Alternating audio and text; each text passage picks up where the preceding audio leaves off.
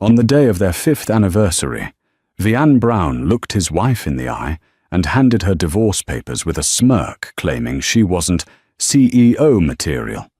He saw her darned socks and frugality as signs of failure, completely blind to the reality that the woman sitting across from him was the secret sole heir to the Sinclair banking dynasty. Vianne thought he was trading up, but the moment he signed those papers, he did more than end a marriage. He declared war on the only financial lifeline he had. The waiter at Le Bernardin poured the vintage Pinot Noir with a practiced silent grace. It was a 2015 Domaine de la Romanée Conti, a bottle that cost more than Lydia's first car. Vianne Brown didn't even look at the label. He was too busy checking the reflection of his Rolex Daytona in the knife. "Happy anniversary, Vianne," Lydia said softly. She was wearing a navy blue dress she'd bought off the rack at Macy's 3 years ago.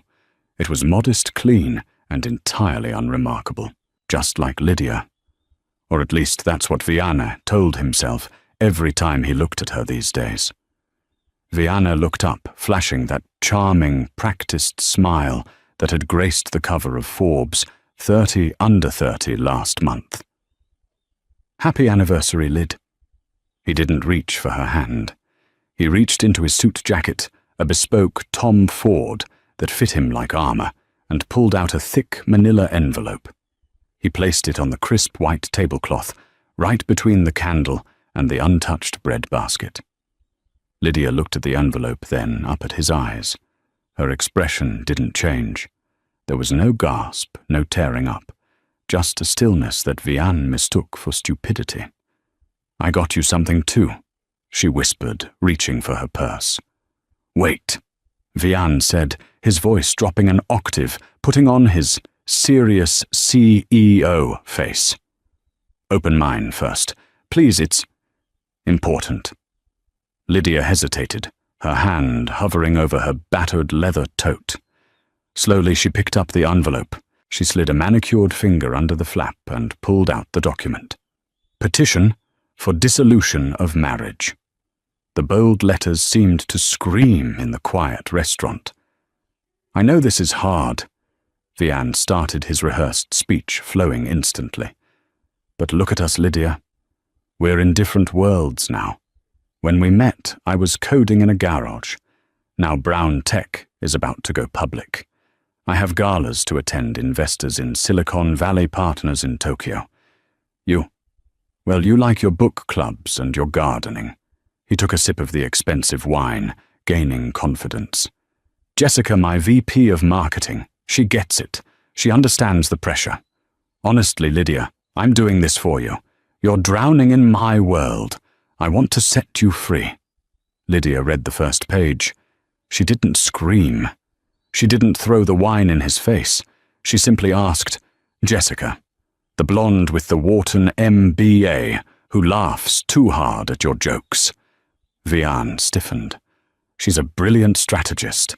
And yes, we're together. I didn't want to lie to you anymore." Lydia nodded slowly. She placed the papers down.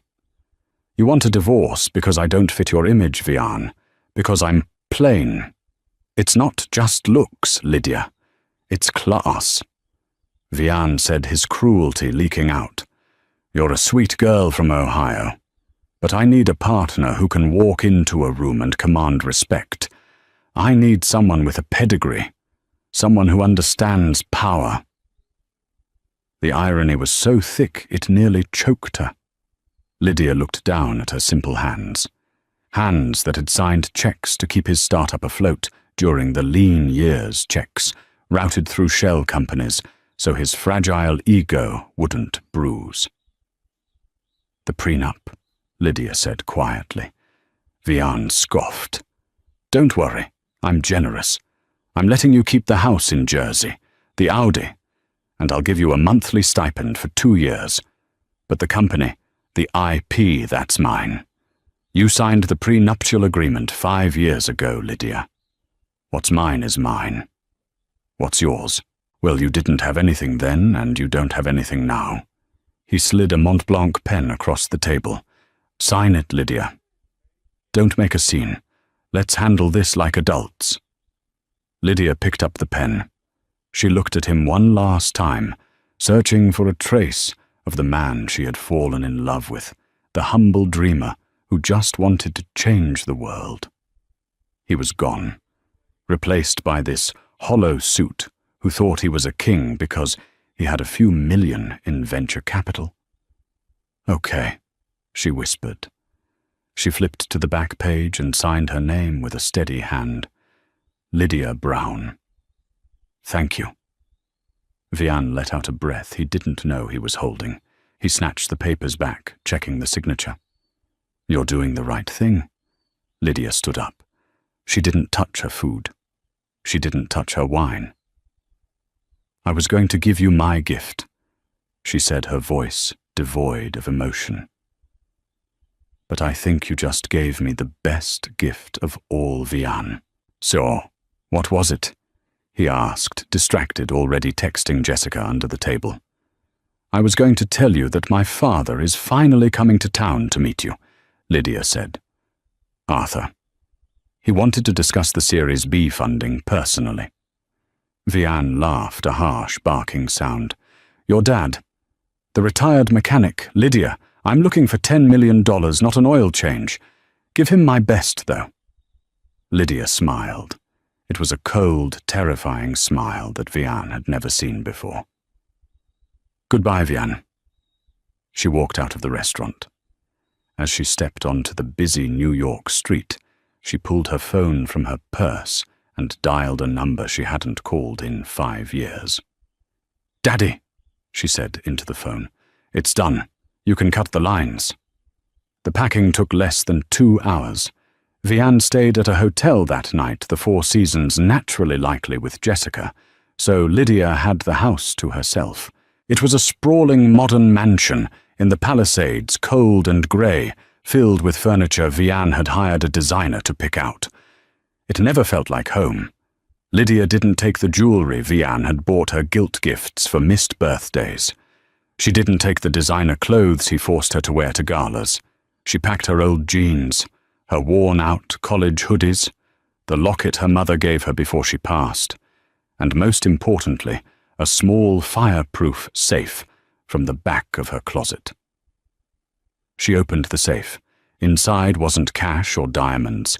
It was a stack of documents, birth certificates, trust fund deeds, and a passport bearing her real name, Lydia Sinclair. She sat on the edge of the bed and looked at the prenup copy Vian had left on the nightstand. He was so proud of that document. He had his lawyers draft it to ensure that if his company took off, this nobody girl couldn't take half his billions. He had insisted on a total separation of assets clause. Whatever is acquired by a party remains the sole property of that party. Neither spouse has any claim to the familial wealth or inheritance of the other. He thought he was protecting his millions. He didn't realize he had just protected her billions. Lydia was the only daughter of Arthur Sinclair. In the world of finance, names like Zuckerberg or Musk were new money. The Sinclairs were the bedrock. They owned the banks that loaned money to the billionaires. They owned shipping lines, real estate empires in London and Dubai, and hold vast reserves of gold bullion. When Lydia met Vian, she was trying to escape that suffocating weight. She wanted to be seen for her, not her checkbook. So she became Lydia Smith. She lived simply. She fell in love with a struggling coder.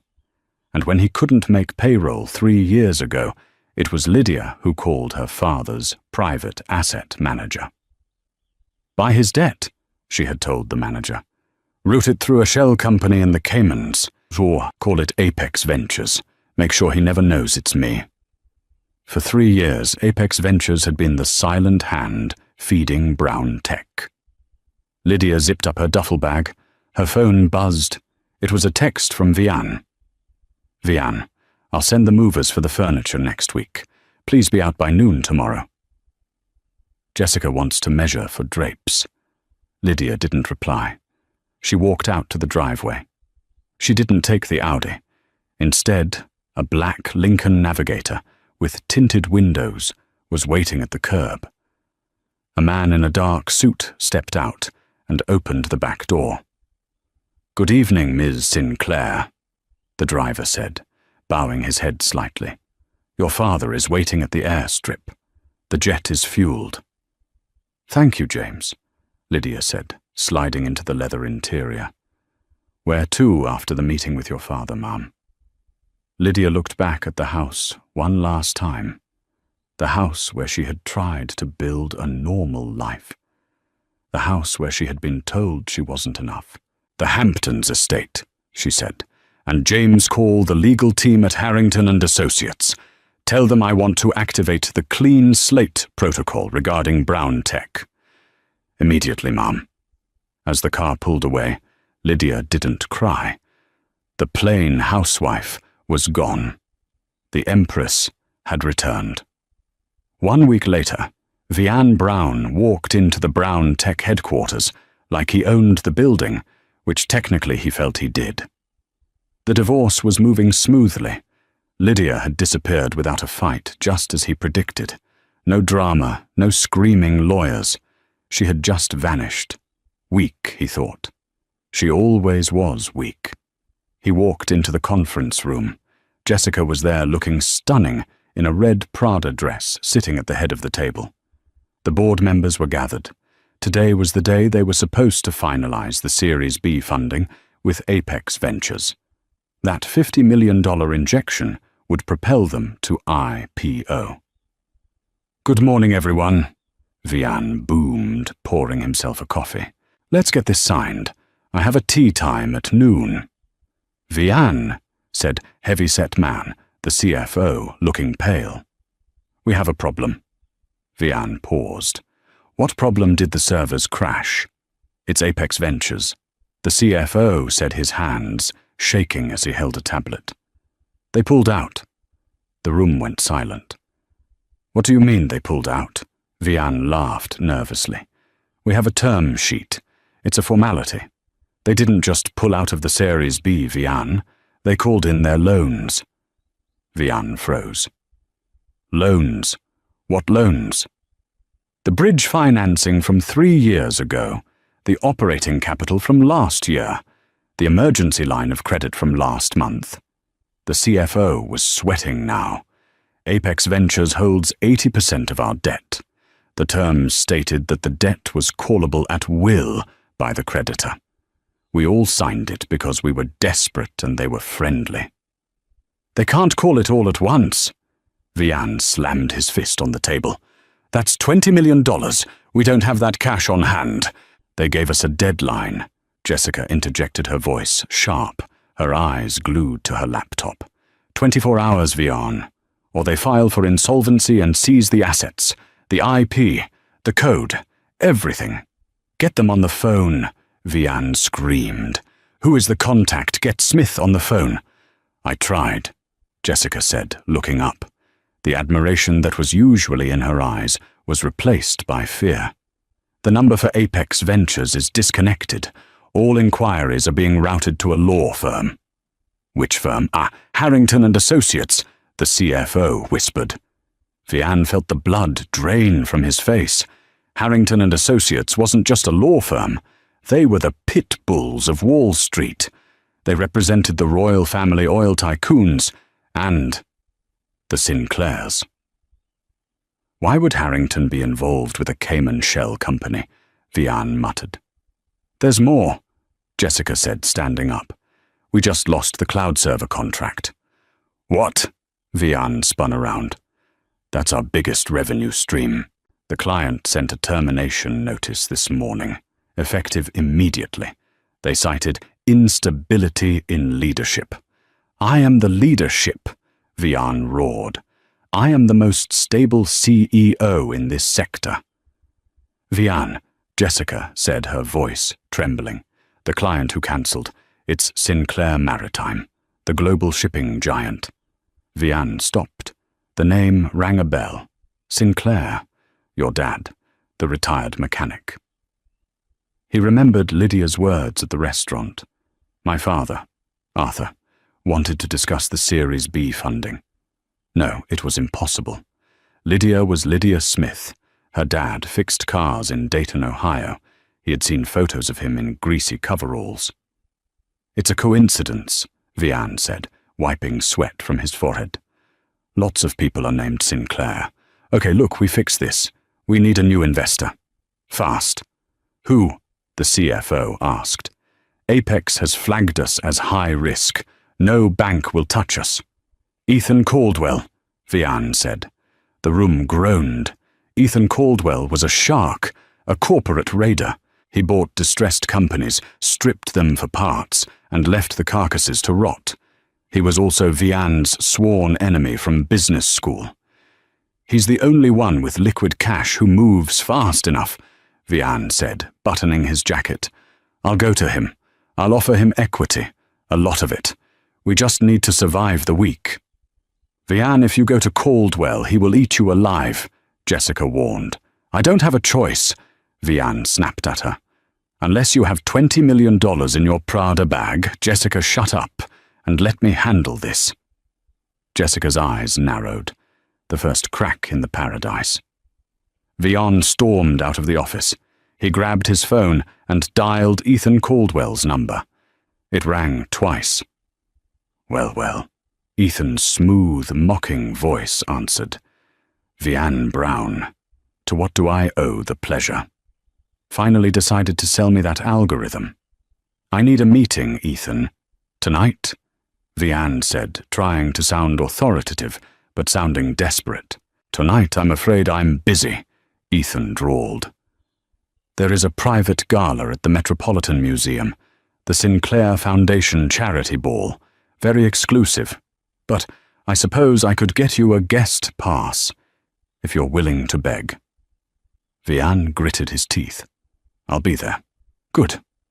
Wear a tuxedo, Vian, and try not to look so bankrupt. See you at 8.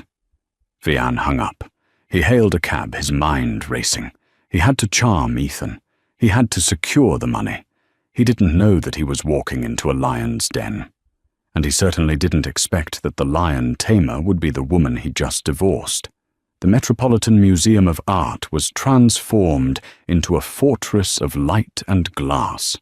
A red carpet, thicker and plusher than the one at the Oscars, stretched up the iconic stairs, flanked by velvet ropes and photographers whose flashbulbs popped like distant lightning.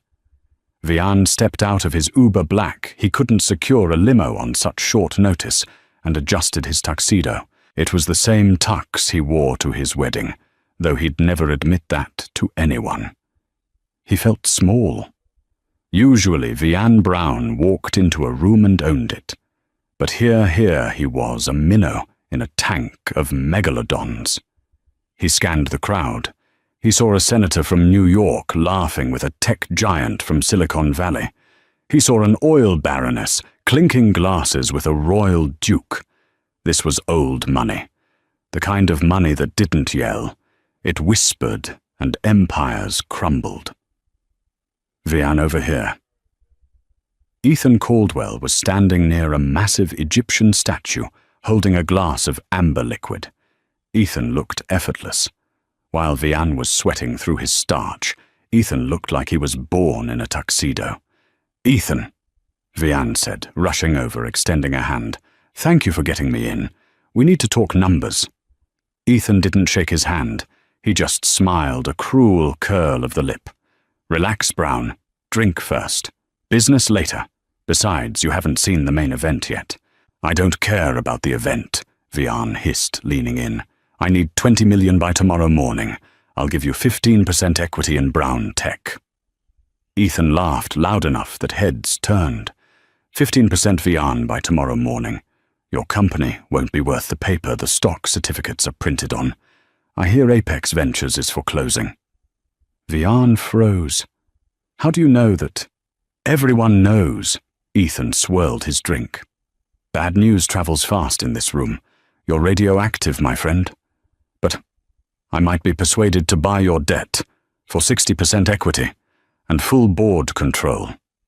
60%. That's robbery, Vian choked. That's mercy, Ethan countered. Take it or leave it. But hush now. The hosts are arriving. The lights in the great hall dimmed. A hush fell over the hundreds of guests. A spotlight hit the top of the grand staircase. Ladies and gentlemen, a voice boomed over the speakers. Please welcome the chairman of the Sinclair Group, Mr. Arthur Sinclair, and his daughter, the director of the foundation, Ms. Lydia Sinclair. Vian rolled his eyes. Sinclair again. Who cares about? His voice died in his throat. At the top of the stairs stood an older man, with silver hair and a jawline like granite, wearing a tuxedo that probably cost more than Vian's house. But Vian didn't look at him. He looked at the woman on his arm. It was Lydia.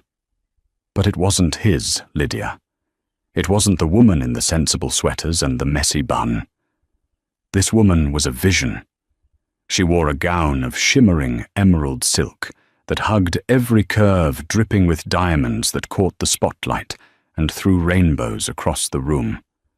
Her hair was a cascading wave of gold, her posture, regal, her face, painted with a confidence that Vian had never seen. She didn't look down at her feet. She looked out at the crowd like she owned them. That's Lydia, Vian whispered, his brain misfiring. That's my wife. Ethan Caldwell leaned in his breath, smelling of expensive scotch. Correction, Vian. That's your ex-wife. And that is Lydia Sinclair, the sole heir to the Sinclair banking fortune. Did you really not know? Vian felt the room spin. The Sinclair from the bank documents. The Sinclair from the shipping company that just cancelled his contract. Lydia. She said her dad was a mechanic. Vian stammered, his legs feeling like jelly. He likes to restore vintage Ferraris. Ethan chuckled. It's a hobby. He spends his weekends in Greece, but during the week he moves nations. Vian watched as Lydia descended the stairs. The crowd parted for her like the Red Sea. Billionaires bowed their heads. Celebrities reached out just to touch her hand. She moved with a grace that was terrifying. She reached the bottom of the stairs and stopped scanning the room. Her eyes locked onto Vian's. For a second, the room disappeared. It was just the two of them. Vian expected her to look away, to be embarrassed, or perhaps sad. Instead, she smiled. It wasn't a warm smile. It was the smile of a predator recognizing wounded prey. She whispered something to her father, and Arthur Sinclair's gaze snapped to Vian. The older man's eyes were cold enough to freeze hell. Oh, God, Vian whispered. Go say hello. Ethan pushed him forward. It's rude to ignore family. Vian stumbled forward, propelled by a mix of shock and a desperate, frantic need to salvage the situation. His brain was running a mile a minute, rewriting history. She's rich. She's powerful. I can fix this. We're not technically divorced yet. The papers, did the judge sign them? He pushed through a group of Japanese investors, ignoring their annoyed glares, and planted himself right in Lydia's path. Lydia, he called out, his voice cracking slightly. The music seemed to stop. The circle of elites surrounding her fell silent, sensing blood in the water. Lydia turned slowly. Up close, she was breathtaking and intimidating. The necklace she wore, a cascade of sapphires, was likely worth more than the Series B funding he was begging for. Vian, she said. Her voice was cool, smooth, stripped of the warmth she used to reserve for him. I didn't expect to see you here. This is a charity event. Usually you only attend things that benefit you. Lydia, what is this? Vian gestured wildly at her dress, the room her father. You.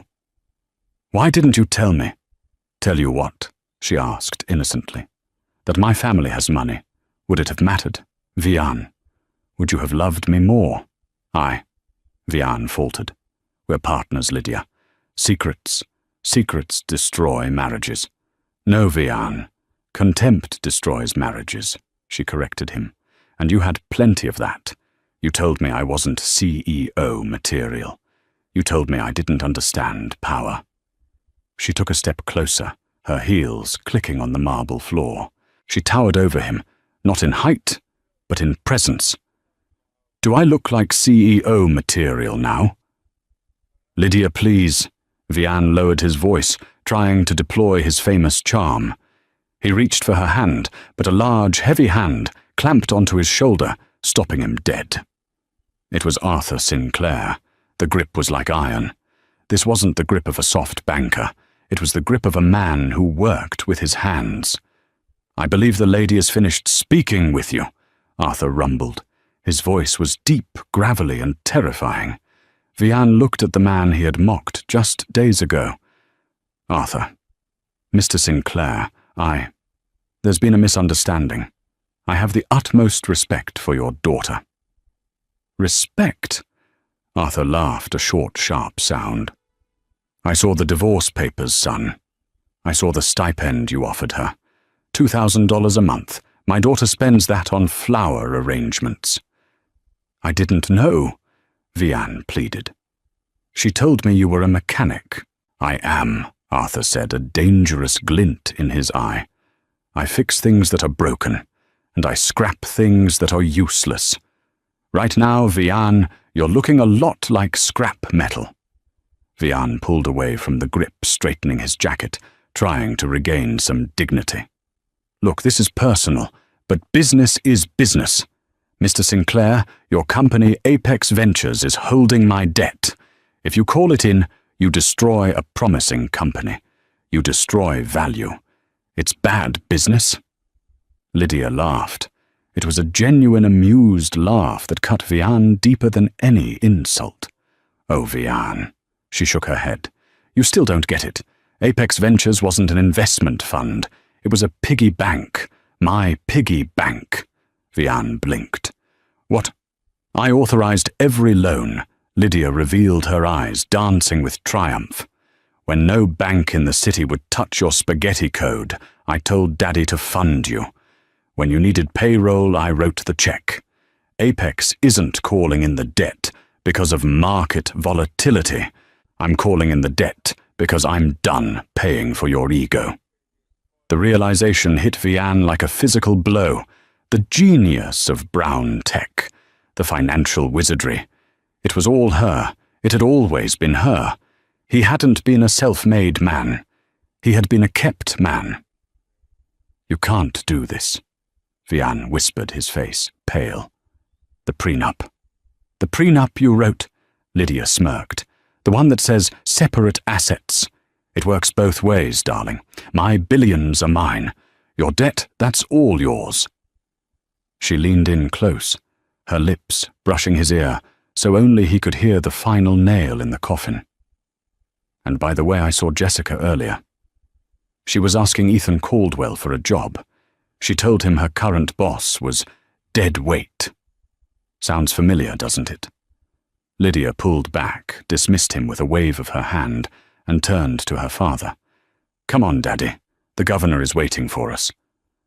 Arthur gave Vian one last look, a look of pure pity, and turned away.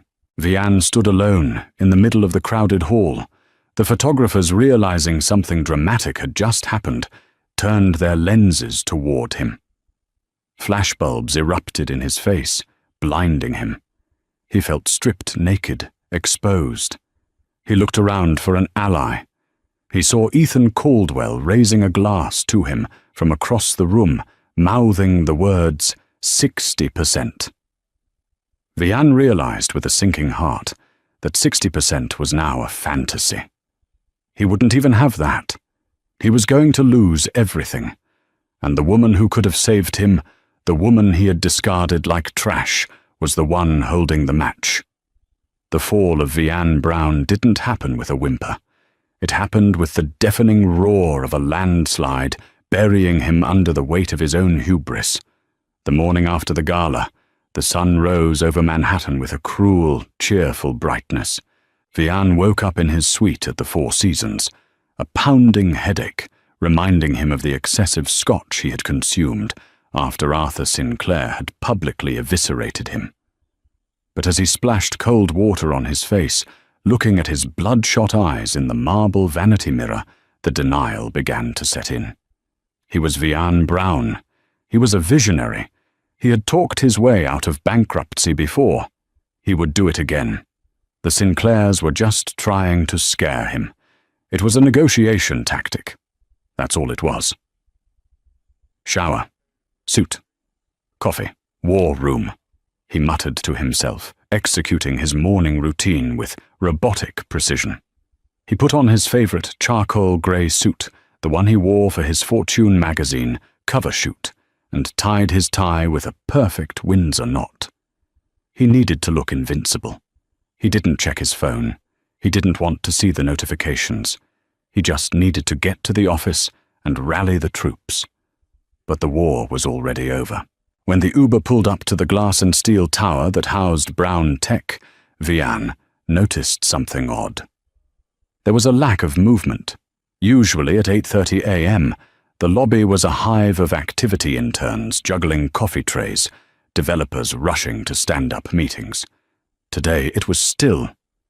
Vian strode to the turnstiles, flashing his signature smile at the security guard, a man named Miller, whom Vian had walked past for 3 years without ever learning his first name. "Morning, Miller," Vian said, tapping his access card against the reader. Beep. A harsh red light flashed. Vian frowned. He tapped it again. Beep. Must be a glitch, Vian muttered, annoyed. "Miller, buzz me in, would you? I have a board meeting in 10 minutes. Miller didn't move. He stood behind the console, his arms crossed his face, an unreadable mask of stone. "I can't do that, Mr. Brown." "Excuse me," Vian scoffed, leaning over the desk. "I'm the CEO of this company. Open the gate." "You were the CEO," a voice boomed from the direction of the elevators.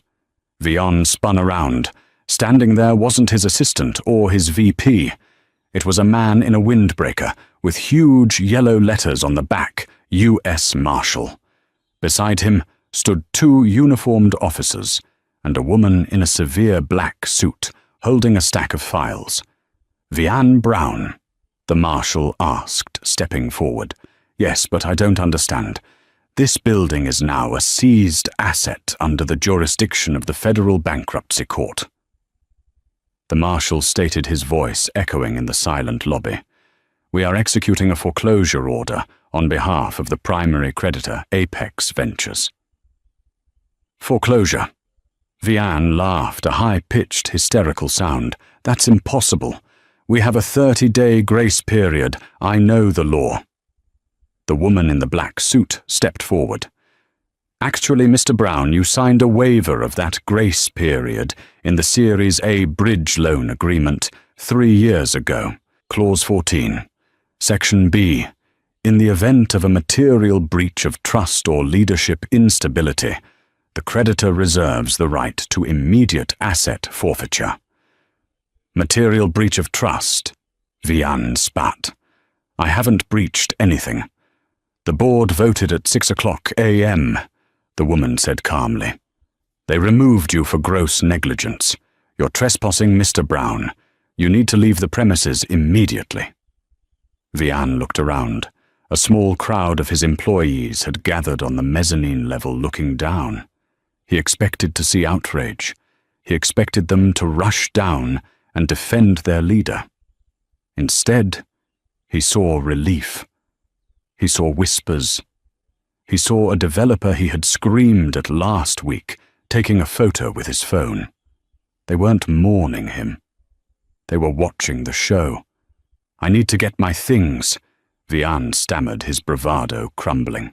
"My laptop, my files, the photo of my mother on my desk. Personal effects will be boxed and mailed to your last known address," the Marshal said, placing a hand on his holster. "Please, sir, don't make us escort you out." Vian backed away, his hands trembling. He turned and stumbled through the revolving doors, the heat of the city hitting him like a physical blow. He needed Jessica. Jessica was the fixer. Jessica knew where the backup accounts were. Jessica would know how to spin this. He pulled out his phone, his fingers fumbling over the screen. He dialed her number.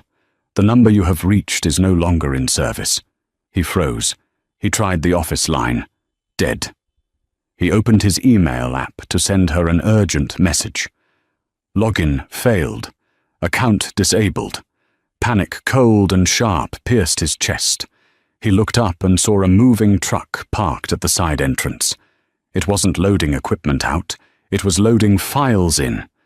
And standing by the loading dock directing the movers was Jessica. She looked different.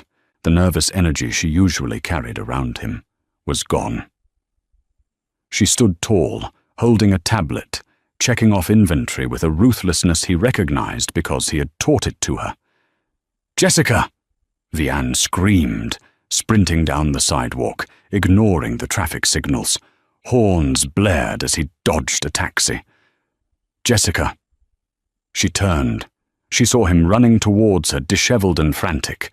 She didn't flinch. She simply held up a hand to signal the movers to pause. "Vian," she said. Her tone was conversational, as if they were discussing lunch orders. "Jessica, what is going on?" Vian grabbed her arm. "They locked me out. The marshals are there. We need to activate the Cayman accounts. We need to—" She gently but firmly removed his hand from her arm. "There are no Cayman accounts, Vian. Lydia liquidated them an hour ago. She owned the shell companies, remember?" But you—" Vian gasped for air. "We need to fix this. You and me. We can start over. I have the IP in my head." Jessica looked at him with a gaze so pitying it burned. "Vian, I just signed a contract with Caldwell Holdings. Ethan hired me as his new VP of Operations. My first task is to oversee the acquisition of Brown Tech's assets for pennies on the dollar." Vian reeled back. You went to Ethan. You traitor, after everything I did for you. What did you do for me?" "Vian." Jessica stepped closer, her voice dropping to a hiss. "You took credit for my strategies. You made me lie to investors. You made me create a fake persona to trick your wife. And yesterday, when the ship started sinking, you didn't try to save the crew. You ran to the gala to save yourself. I did it for us. There was never an us," she said coldly. "There was just you and the people you used. I'm done being used. Oh, and Vian." She reached into her bag and pulled out a small white envelope. "This was left for you at the front desk. I figured I'd save the postage." She shoved the envelope into his chest. "Goodbye, Vian. Try not to make a scene. It's bad for the brand." She turned her back on him and walked into the building, his building leaving him standing in the exhaust fumes of the truck. Vian tore open the envelope. It was a letter from his bank. Notice of insufficient funds. He checked his banking app.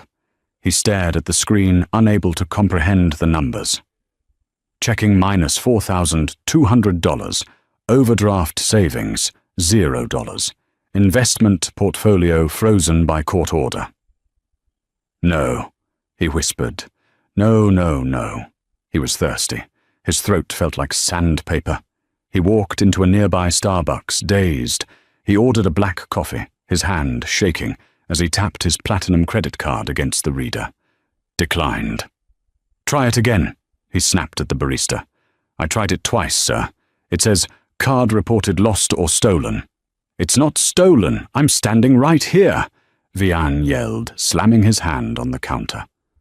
The shop went quiet. People stared. The great Vian Brown fighting with a teenager over a $3 coffee. He left the coffee on the counter and ran out. He had to get home. He had cash in the safe at the mansion. He had watches he could sell. He had the Audi. He took the subway, the humiliation burning his skin back to the Palisades. It took 2 hours. By the time he walked up the long, winding driveway to his estate, the sky had turned a bruised purple. Thunder rumbled in the distance. He reached the front gate. It was closed. He punched in the code 1985. Error. He punched it again. Error. What is happening? He screamed at the keypad. A black sedan was parked in the driveway. A man in a beige trench coat stepped out. It was his landlord, Mr. Henderson. Mr. Henderson. Vian ran to the gate, gripping the iron bars.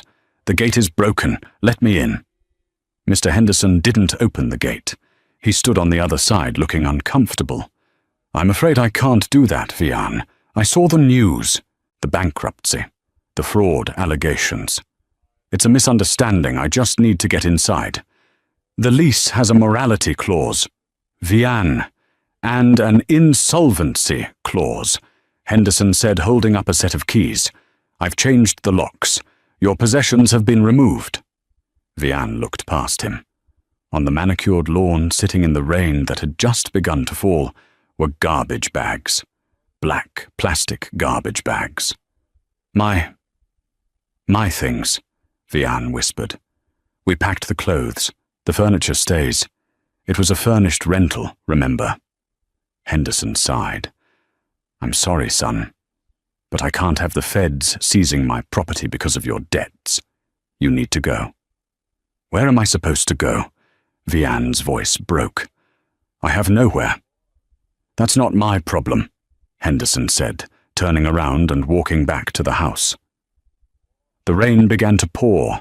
It soaked through Vian's charcoal suit. It plastered his hair to his skull. He climbed over the fence, tearing his trousers, and ran to the bags. He ripped one open. Inside were his Italian loafers thrown in with his dirty gym socks.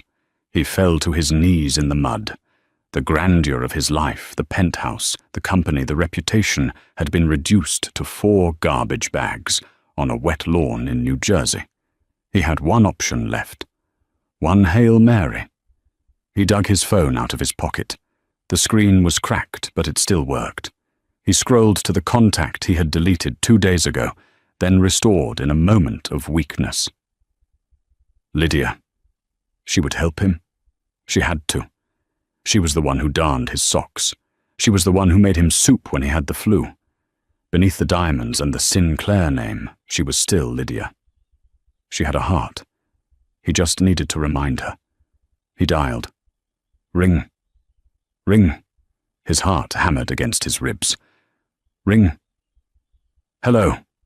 The voice was crisp male and terrifyingly professional. Vian froze. Lydia is Lydia there? This is Charles Harrington, Senior Counsel for Ms. Lydia Sinclair, the voice replied. To whom am I speaking? This is her husband, Vian shouted over the sound of the rain. Put her on the phone. I need to talk to my wife. Mr. Brown. The lawyer's voice was dry like old parchment. Ms. Sinclair is unavailable. She is currently en route to Paris for the G7 summit. She gave strict instructions that any communication from you be directed to my office. I don't want a lawyer. I want Lydia. Tell her I'm sorry. Vian was sobbing now, the tears mixing with the rain. Tell her I made a mistake. Tell her I love her. I have nothing. Do you hear me? I'm on the street. She can't do this to me. Mr. Brown. Harrington interrupted his tone, devoid of any sympathy. Ms. Sinclair anticipated this call. She asked me to relay a message, should you reach out. Vian gripped the phone so hard his knuckles turned white. What is it does she want to meet?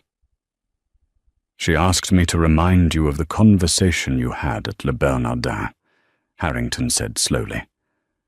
You explicitly stated that you needed a partner who understood power. Vian closed his eyes, the memory of his own arrogance flashing before him like a nightmare.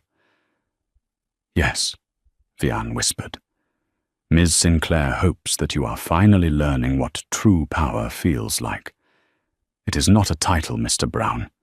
It is the ability to shape reality. She has shaped hers, and now she has shaped yours. Please, Vian begged. Do not call this number again. The divorce decree will be finalized on Monday. The terms of the prenuptial agreement regarding the separation of assets of the agreement you insisted upon will be strictly enforced. Good day, Mr. Brown.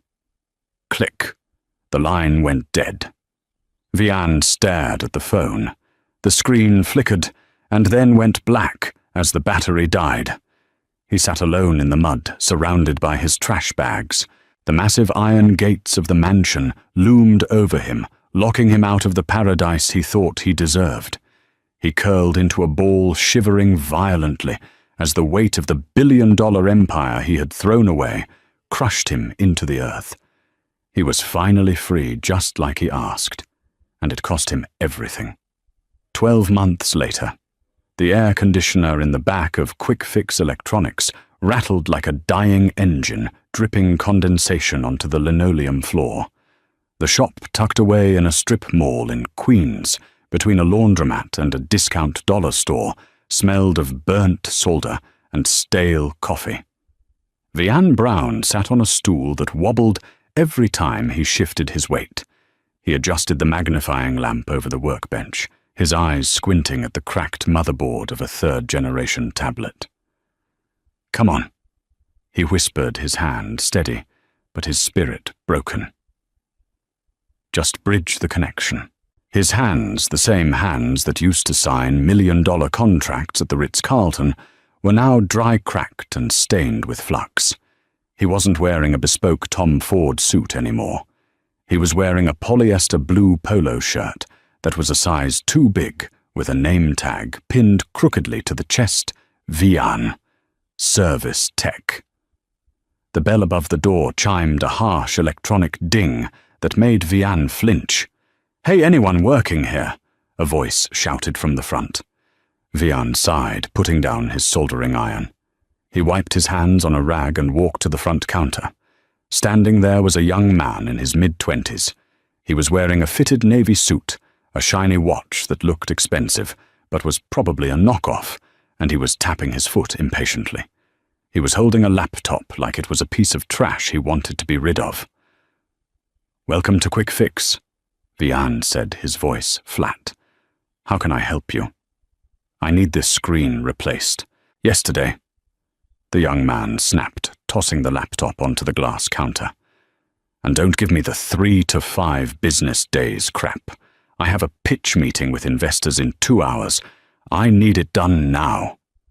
Vian looked at the kid. He saw the arrogance in the set of his jaw. He saw the way he looked past Vian, as if the person behind the counter was just a piece of furniture. It was like looking in a time mirror. This was Vian 5 years ago. "I can do an expedited service," Vian said quietly, "but there's a $50 rush fee." $50, the kid scoffed. "Do you know who I am? I'm the founder of Streamline. We're disrupting the logistics sector. I shouldn't be paying rush fees to a strip mall repair shop." Vian felt a flicker of the old anger, the old ego trying to ignite. He wanted to tell this kid that he had lost more money in a single afternoon than Streamline would ever make. He wanted to scream that he used to own the building this kid probably rented an office in. But he didn't. He couldn't afford to get fired. His rent for the basement studio apartment was due on Friday. "It's store policy, sir," Vian said, lowering his head. $50. The kid rolled his eyes and slapped a credit card on the counter. "Fine, just hurry up, and get me a coffee while you're at it. Black." "We don't sell coffee, sir." "Ugh, useless." The kid turned away, pulling out his phone to scream at someone on a call. Vian took the laptop to the back.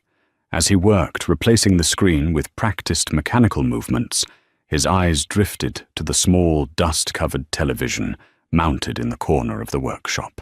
It was usually tuned to sports, but today the shop owner had left it on the global news network. The breaking news banner flashed in urgent red live from Geneva UN Global Summit. And now, the news anchor's voice cut through the static. We go live to the keynote address from the year's most influential business figure. She has single-handedly restructured the global banking approach to sustainable energy. Please welcome the CEO of the Sinclair Group, Lydia Sinclair. Vian froze. The screwdriver slipped from his fingers and clattered onto the desk. He walked toward the TV like a moth to a flame. There she was, Lydia. She looked magnificent. She was standing at a podium emblazoned with the United Nations crest. She wore a white suit that radiated power, cut sharp and clean.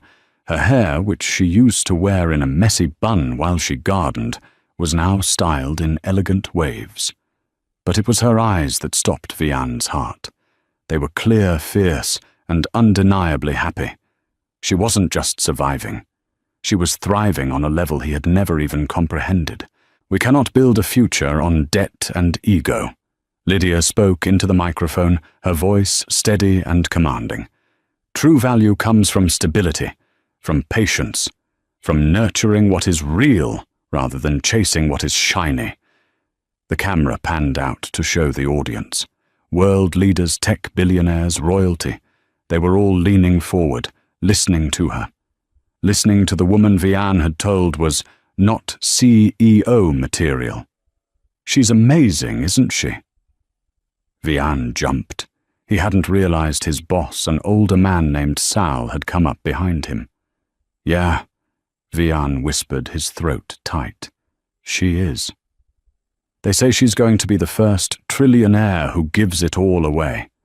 Sal chewed on his toothpick. And see that guy next to her, the tall one. Vian looked. Standing just behind Lydia, applauding as she finished her speech, was a man. He was tall with broad shoulders and a kind, intelligent face. He wasn't wearing a flashy suit. He looked like a professor. That's Dr. Aris Thorne, Sal said. Nobel Prize winner. Physicist. I read in the paper they just got engaged. He looks at her like she hung the moon, doesn't he? Vian watched as Lydia stepped back from the podium. Dr. Thorne reached out, and she took his hand. It wasn't a showy public display of ownership. It was a gentle, reassuring clasp. He whispered something in her ear, and Lydia threw her head back and laughed, a genuine, joyous sound that Vian realized with a sickening jolt he had never made her do. He had bought her jewelry, he had bought her cars, but he had never made her laugh like that. Hey tech guy, is my laptop done? The shout from the front counter broke the spell. Vian looked back at the TV one last time. Lydia was waving to the crowd, the diamond on her finger, catching the light, not a gaudy rock like the one he had given her to show off his wealth, but something elegant, timeless. Yeah, Vian muttered. It's done. He walked back to the front and slid the laptop across the counter. The young entrepreneur grabbed it, checked the screen, and grunted. About time. He pulled 2 crumpled dollar bills from his pocket and tossed them at Vian. Here, for your trouble. Buy yourself a clue. The kid stormed out, the bell chiming cheerfully behind him. Vian stood alone in the silence of the shop. He looked down at the $2. It wasn't even enough for a subway fare. He looked at his reflection in the glass counter. The lines around his eyes were deeper. His hair was thinning. He looked tired. He looked exactly like what he was, a man who had held the world in his hands and dropped it because he wanted to see if it would bounce. It didn't bounce. It shattered. He picked up the $2 and put them in the tip jar. Then he picked up his rag and started wiping the counter, scrubbing away the fingerprints of the man he used to be. On the TV, the applause for Lydia Sinclair was still going. It sounded like rain. Happy anniversary, Lydia, Vian whispered to the empty room. Damn. That hits hard, doesn't it? Vian Brown spent his whole life climbing the ladder only to realize he had placed it against the wrong wall. He threw away a diamond because he was too busy looking for glitter. He wanted a wife who understood power, and ironically, he got exactly what he asked for. She used her power to show him his place. This story isn't just about money or divorce, it's about value. It's about recognizing the people in your life who support you before they're gone. Vian learned the hard way that the grass isn't greener on the other side. It's greener where you water it. And he let his garden die. What do you think? Did Vian deserve that level of punishment? Or was Lydia too harsh? I want to hear your take. Drop a comment below. I read the first 500 comments. If you enjoyed this roller coaster of karma and revenge, please smash that like button, share this video with a friend who loves drama, and hit subscribe with the notification bell on. I've got an even crazier story coming next week about a cheating husband and a winning lottery ticket that you do not want to miss. Thanks for watching, and remember, treat people right, or you might just end up fixing their laptops.